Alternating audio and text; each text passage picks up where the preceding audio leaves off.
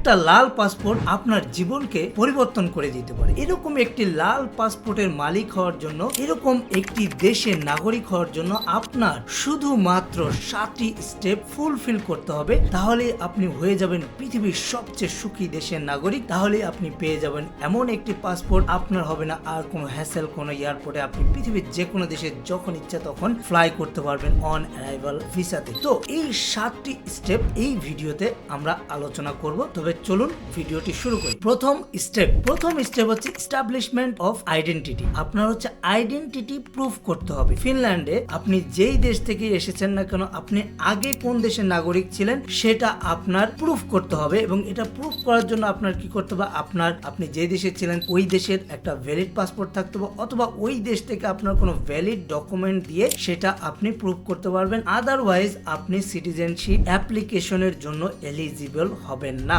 Number 2 step, আপনার 18 বছর হইতে হবে, অ্যাডাল্ট হইতে হবে, তাহলেই আপনি এই দেশের নাগরিকত্বের জন্য অ্যাপ্লাই করতে পারবেন। Step number 3, period of residence. আপনার কত দিন ফিনল্যান্ডে আপনার থাকতে হবে, কত বছর আপনার ফিনল্যান্ডে থাকতে হবে, এবং ওইটা যদি আপনি ফুলফিল করেন তাহলেই আপনি ফিনল্যান্ডের নাগরিকত্বের অ্যাপ্লিকেশন করতে হবে। নতুন নিয়ম অনুযায়ী অক্টোবরের 1 তারিখ 2024 সালের নিয়ম অনুযায়ী আপনার ফিনল্যান্ডে 8 বছর থাকতে হবে, এবং খুবই অল্প সংখ্যক সময় আপনি ফিনল্যান্ডের বাইরে থাকতে পারবেন। সেটা হচ্ছে ম্যাক্সিমাম এই 8 বছরের ভিতরে আপনি 1 বছর ফিনল্যান্ডের বাইরে থাকতে পারবেন। সেটা হইতে পারে আপনি ফিনল্যান্ডের বাইরে ঘুরতে গেছেন, সেটা হইতে পারে আপনি ভ্যাকেশনে গেছেন, আপনি কোনো কাজে গেছেন, সেটা হইতে পারে। ম্যাক্সিমাম 1 বছর আপনি এই 8 বছরের ভিতরে ফিনল্যান্ডের বাইরে থাকতে পারবেন। কিছু সিচুয়েশন আছে, যেই সিচুয়েশন গুলা যদি আপনার ক্ষেত্রে প্রযোজ্য হয় তাহলে আপনার 8 বছরের কমেও আপনি ফিনল্যান্ডের নাগরিকত্বের জন্য আপনি অ্যাপ্লিকেশন করতে পারবেন। কি কি সিচুয়েশনে, যেমন আপনি যদি ফিনল্যান্ডের ভাষা, সেটা হইতে পারে ফিনিশ ভাষা অথবা সুইডিশ ভাষা, যদি ভালো মতো আপনি রপ্ত করতে পারেন, সেক্ষেত্রে আপনি 5 বছরেও ফিনল্যান্ডের নাগরিকত্বের জন্য অ্যাপ্লিকেশন করতে পারবেন। আপনার ওয়াইফ বা আপনার স্পাউস বা আপনার হাজবেন্ড যদি এই দেশের নাগরিক হয়, সেক্ষেত্রে আপনি 5 বছরের ফিনল্যান্ডের নাগরিকত্বের জন্য অ্যাপ্লিকেশন করতে পারবেন। আপনি যদি নর্ডিক কোনো দেশের সিটিজেন হয়ে থাকেন তাহলে আপনি আরো কম সময়ে এই দেশের নাগরিকত্বের জন্য অ্যাপ্লিকেশন করতে পারবেন। আপনার স্পাউস যদি ফিনিশ ডিপ্লোমেট হয়, অথবা আপনি যদি রিফিউজি হয়ে থাকেন, তাহলে আপনি 5 বছরের ফিনল্যান্ডের নাগরিকত্বের জন্য অ্যাপ্লিকেশন করতে পারবেন। Step number 4, language skill. আপনি ফিনল্যান্ডের নাগরিক হইতে গেলে আপনার ফিনল্যান্ডের ভাষা অথবা সুইডিশ ভাষা রপ্ত করতে হবে। এবং আপনি কিভাবে প্রুফ করবেন যে আপনি এই ভাষাটা জানেন, সেটা কয়েকটা ওয়ে আছে আপনার ল্যাঙ্গুয়েজ স্কিল প্রুফ করার জন্য। 2টা ল্যাঙ্গুয়েজের মাধ্যমে আপনি এই দেশের নাগরিকত্বের জন্য অ্যাপ্লাই করতে পারবেন। একটা হচ্ছে ফিনিশ ল্যাঙ্গুয়েজ, আরেকটা হচ্ছে সুইডিশ ল্যাঙ্গুয়েজ। যে কোনো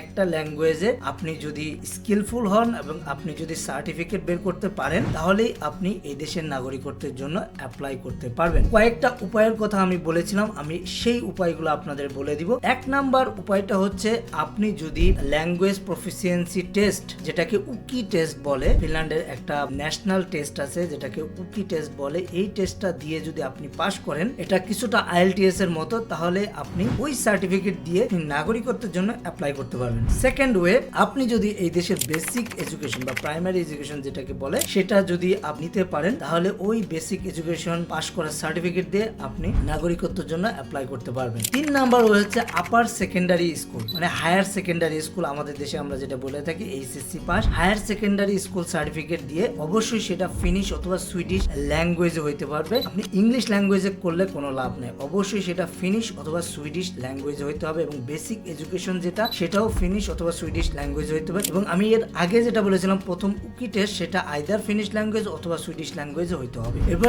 ভোকেশনাল কোয়ালিফিকেশন আছে, অনেক টাইপের ভোকেশনাল কোয়ালিফিকেশন আছে, যেটা যেমন শেফ হয়, অনেকে ইন্ডাস্ট্রিয়াল মেকানিক্যাল ইঞ্জিনিয়ারিং হয়, এই ধরনের অনেক টাইপের ভোকেশনাল কোয়ালিফিকেশন আছে। এটা যদি আপনি ফিনিশ অথবা সুইডিশ ল্যাঙ্গুয়েজে করতে পারেন, এবং ওই সার্টিফিকেট দিয়ে আপনি সিটিজেনশিপ বা নাগরিকত্বের জন্য অ্যাপ্লাই করতে পারবেন। অথবা আপনি যদি এই দেশে ব্যাচেলর লেভেল অথবা মাস্টার্স লেভেল আপনি যদি ফিনিশ ল্যাঙ্গুয়েজ অথবা সুইডিশ ল্যাঙ্গুয়েজে করতে পারেন এবং এটার সার্টিফিকেট আপনার থাকে, তাহলে আপনি নাগরিকত্বের জন্য অ্যাপ্লাই করতে পারবেন। এরপরে আসি পরের স্টেপ 5, ইন্টিগ্রিটি। ইন্টিগ্রিটি বলতে কি বোঝানো হচ্ছে, আপনি এই দেশে কোনো ধরনের ক্রাইম করলে সেটা আপনাকে রেড কালার করে দিবে, এবং এই জন্য আপনার নাগরিকত্বের অ্যাপ্লিকেশনের জন্য আপনি এলিজিবল নাও হইতে পারেন। এখন কি ধরনের অফেন্স, কি ধরনের ক্রাইম করলে আপনি নাগরিকত্বের জন্য অ্যাপ্লিকেবল হবেন না, সেটা ইমিগ্রেশন যাচাই বাছাই করে দেখবে। যেমন কেউ যদি কাউকে খুন করে, কেউ যদি কোনো ধরনের ড্রাগ রিলেটেড ক্রাইম করে, এগুলা বড় ধরনের ক্রাইম, সেক্ষেত্রে আপনার হয়তো অনেক দিন লাগতে পারে আপনি এই দেশের নাগরিকত্বের জন্য এলিজিবল হইতে, এবং সেটা আপনি যখন অ্যাপ্লিকেশন করবেন তখন ওটা আপনাকে দেখাবে। ইন্টিগ্রিটি, এই ধরনের কোনো ক্রাইম বা কোনো পানিশমেন্ট যদি আপনার ফিনল্যান্ডে থাকে তাহলে আপনি হয়তো এলিজিবল হবেন না নাগরিকত্বের জন্য। সো খুবই সাবধান। তবে ছোটখাটো যে ক্রাইম বা ছোটখাটো কোনো ভুল করে থাকেন, যেমন আপনি ড্রাইভিং করতে গিয়ে আপনি একটা ক্যামেরার ফ্ল্যাশ খাইলেন, অথবা পুলিশ আপনাকে ধরে একটা বিল দিল বা পার্কিং এর বিল, এগুলা কাউন্টেড হবে না অ্যাজ এ বিগ ক্রাইম হিসেবে বা ক্রাইম হিসেবে, এগুলা কাউন্টেড হয়। পেমেন্ট অব্লিগেশন বলতে কি বোঝানো হচ্ছে, আপনি যদি ফিনল্যান্ডের নাগরিক বা আপনি যদি ফিনল্যান্ডের সিটিজেন হইতে চান, আপনার এই দেশের ট্যাক্স, যে কোনো ধরনের ট্যাক্স যদি ডিউ থাকে এবং সেইটা যদি আপনি পে না করে থাকেন, তাহলে আপনি এই দেশের নাগরিকত্বের জন্য এলিজিবল হবেন না। যে কোনো ধরনের সরকারি ট্যাক্স আপনার পে করতে হবে। কোনো ফাইন থাকলে, যেমন আপনি একটা ক্যামেরার ফ্ল্যাশ খাইছেন, একটা ফাইন আসলো, ওই ফাইনটা আপনার দিতে হবে। সাপোজ আপনি হসপিটালে গেছেন, আপনার একটা বিল আসছে,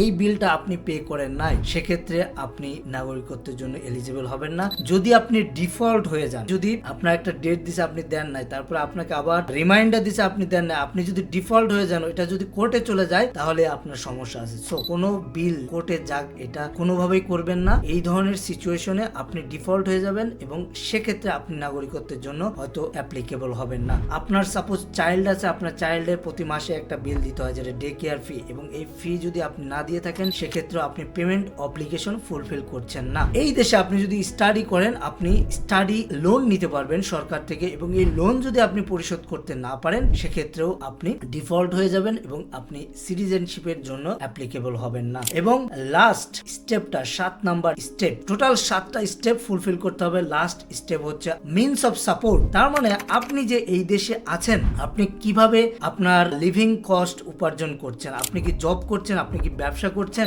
আপনি কি কোনো ধরনের সরকার থেকে বেনিফিট নিচ্ছেন, এটা আপনার প্রুফ করতে হবে। আপনি যদি 5 বছরে এলিজিবল হন ফিনল্যান্ডের সিটিজেনশিপের জন্য বা নাগরিকত্বের জন্য, ওই 5 বছরে আপনি কি করেছেন, আপনি কি জব করেছেন, আপনি ব্যবসা করেছেন, এগুলোর সব প্রুফ আপনাকে ইমিগ্রেশনকে দিতে হবে, তাহলেই আপনি ফিনল্যান্ডের সিটিজেনশিপের জন্য এলিজিবল হবেন। আপনি যদি এই দেশ থেকে কোনো ধরনের বেনিফিট নিয়ে থাকেন, সাপোজ এই দেশের যে সোশ্যাল সিস্টেম কেলা থেকে আপনি কত টাকা নিয়েছেন, কি ধরনের বেনিফিট নিয়েছেন, সব আপনাকে প্রুফ করতে হবে। আপনি যদি কোনো ব্যবসা করে থাকেন, আপনি কি পরিমাণ ট্যাক্স দিয়েছেন, আপনি কি পরিমাণ আর্নিং করেছেন, এটা কি ভ্যালিড ভাবে আপনি উপার্জন করেছেন কিনা, সব প্রুফ দিতে পারলে আপনি ফিনল্যান্ডের নাগরিকত্ব পাবেন এবং নাগরিকত্বের জন্য অ্যাপ্লিকেবল হবেন। এই 7টা স্টেপ আপনি যদি ফুলফিল করেন, তাহলেই আপনি পেয়ে যাবেন আপনার লাইফের ড্রিম পাসপোর্ট, ফিনল্যান্ডের পাসপোর্ট। পৃথিবীর সবচেয়ে সুখী দেশের পাসপোর্টের মালিকও আপনি হয়ে যেতে পারবেন এবং পৃথিবীর যে কোনো জায়গায় আপনি যখন ইচ্ছা ঘুরতে পারবেন। এই ভিডিওতে এই বিষয়ে আপনারা জানতে পারলেন। যদি ভিডিওটি আপনাদের ভালো লাগে, আমার ভিডিওতে লাইক দিবেন এবং আমার চ্যানেলটি সাবস্ক্রাইব করবেন যদি আপনারা আমার চ্যানেলে নতুন হয়ে থাকেন। ধন্যবাদ সবাইকে, ভালো থাকবেন, সুস্থ থাকবেন, দেখা হবে নতুন কোনো ভিডিওতে। সেই পর্যন্ত আসসালামু আলাইকুম।